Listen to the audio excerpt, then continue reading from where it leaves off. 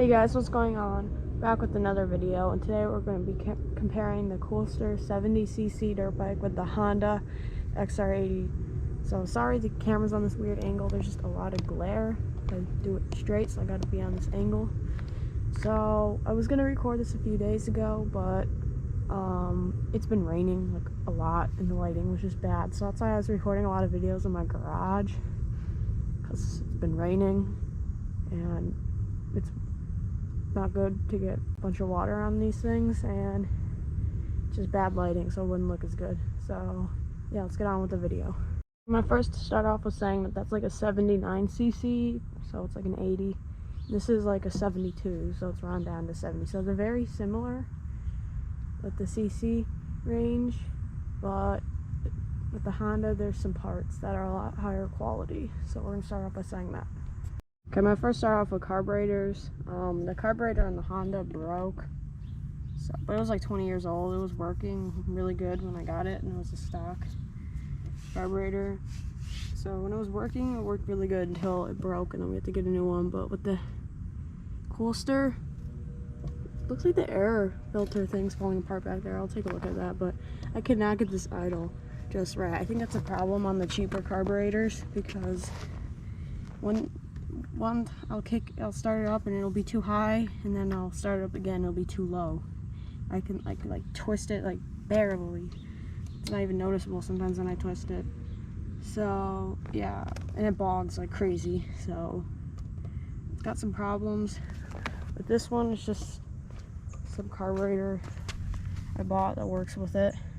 Doesn't bog and works pretty nicely. So I'm gonna stick with that until it breaks. So now I'm noticing it, this is like falling apart. So after I'm done with this video, I'm gonna have to take that apart. So that sucks. So I'm gonna go now. Let's talk about shifting, because this is a pretty important part of a dirt bike.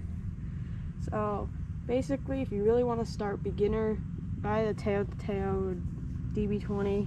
It's got no shifting. It's got 2 hydraulic brakes, and it's like bicycle brakes. It's no clutch or anything. So you want to start that beginner, go do that, and then move up to here. But this bike's pretty small, so we should probably get the 125cc version. So yeah, it's kind of weird on this. It's got no clutch, so it's built in, which is nice, but the shifting pattern is backwards. So basically the Honda right here, if you want to go from first to second, or to second to third, whatever, you push up like that. But on the Coolster, if you want to do that, you push down, which is really weird. It took me some getting used to. Don't really like that. So I wish they would have just made it normal, but other than that, the shifter is kind of small. Get bigger ones is like the size of half my finger, and this thing will break if you fall. It's not the highest quality. This one, about the same, but it has this, so if you fall, it might not break. So that's pretty nice. This thing does have a clutch, or no, that's a brake. I'm looking at this backwards. And this thing has 5 gears.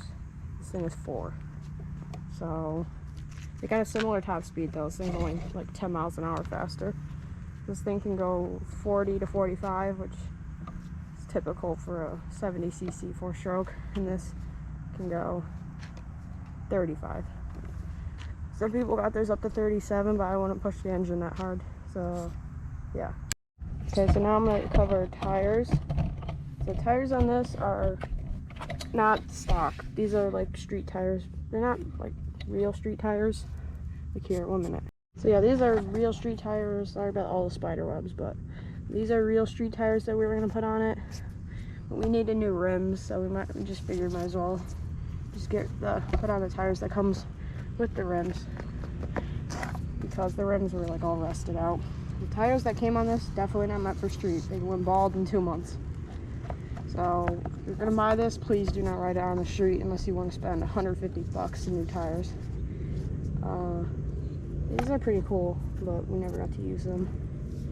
So yeah, with the Honda, I've only had this for like a week. So presume these are gonna go bald in the same 2 months because these are not street tires. So I don't know. Probably should buy street tires because I don't go off road too often. So yeah, but look at the tire size difference. It's hard to tell, but like there's that, and then there's that. Sorry about the dog. So yeah, both have drum brakes though. And we'll get to brakes. We'll get to brakes later. Now for the suspension. This suspension is a lot better than that. This says, I don't know how this happened, but I presume that's going to be leaking shock oil sometime. So yeah, the suspension does not work very well. It's got like scrapes all on it. I don't know what happened there. I've never fallen on this thing, except for that one time that my friend fell on it, but it was on grass, and this was a problem before that. I don't think the shock, I don't know. When these times the shocks are just going to fail. Like, what is this electrical? Whatever. This rear suspension, the seat's pretty firm, so it would really hurt if you were like probably over 100 pounds. There's the rear suspension, pretty small. Like, let me just put this down.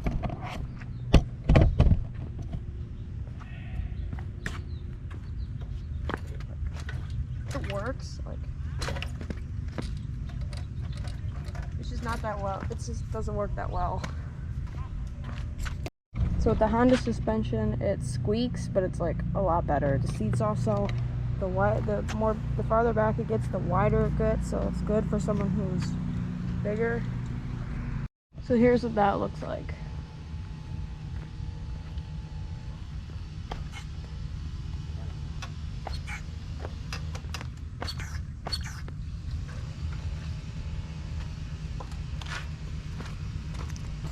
It's kind of hard to demonstrate the suspension, but it's better, and the seat is like a lot better. So let's go on to the gas tank and kill switch. So the gas tank, this is a 1 gallon and this is a 1.5 gallon. I thought this was a 1 gallon when I got it. Then I looked it up and it's a 1.5 gallon.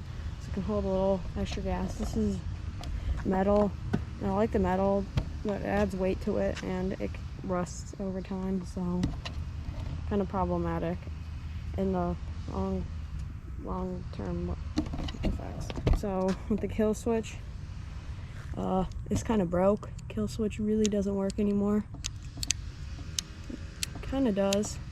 Kind of tried melting it to fix it. It actually is working now. But when that breaks again, I'm gonna twist the throttle back all the way and I'll bog it out. So I'm gonna have to stop it.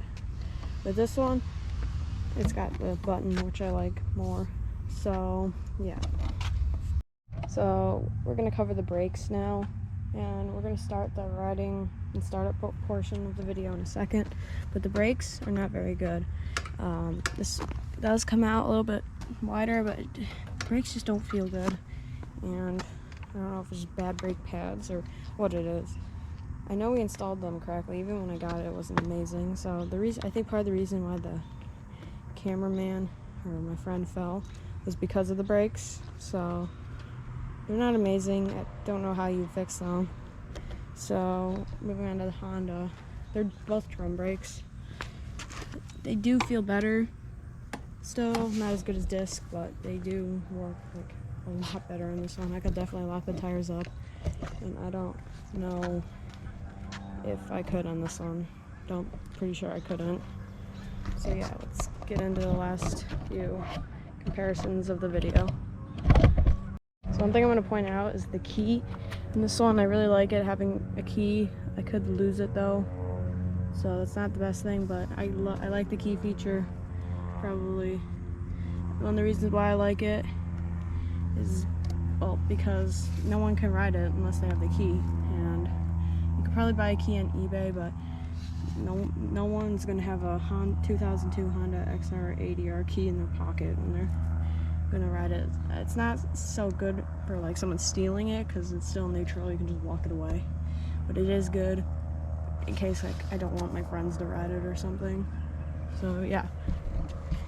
So I know I already covered tires already, but yeah, those are street tires. But this one's already, these are starting to I think it's called dry rot. It's really hard to see, but they are starting to dry rot, so I'm gonna need new tires soon. I just forgot to mention that. So yeah. And the last thing I'm gonna mention is the exhaust. So it's not really fair because this isn't a stock exhaust. So this is not what you're gonna be getting when you buy it. It's an FMF Power Core 4, and I like the way it sounds. It is kind of loud, which kind of sucks when you live in a cul-de-sac.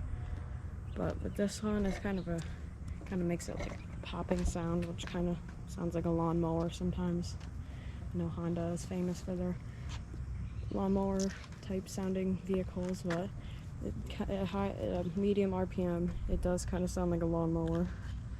It kind of does, like, it's not exactly, but yeah, it kind of sounds weird, and I don't know how well. I could presume this exhaust is not that good, but it's worked. So that was the last portion of the talking. Let's get into the startup and riding. Okay, so now we're going to be testing how easy each of them are to start. So we're going to start with the Coolster. No choke and no gas. So like, I'm not going to be twisting the throttle back. This might take a little bit.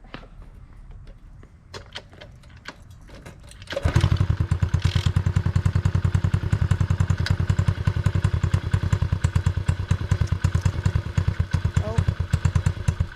Okay. I was about to say never mind.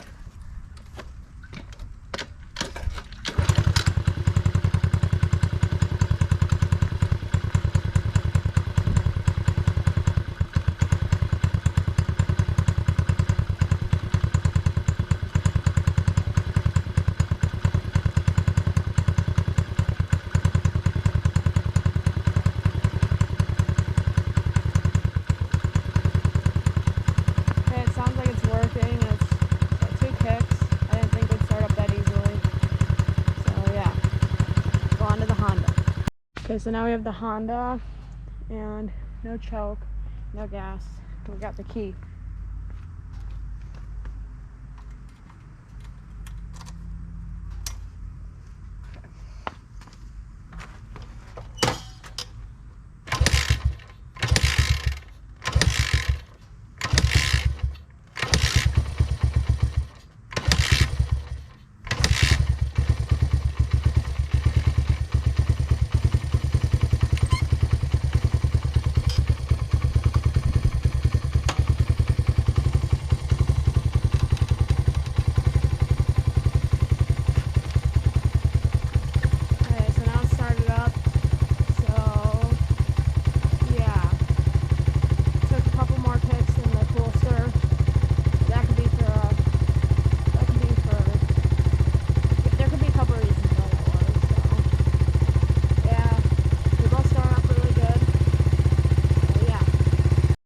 Okay, so the video's already pretty long. I'm actually gonna make another video of the Coolster and Honda riding, just so I can make a longer video.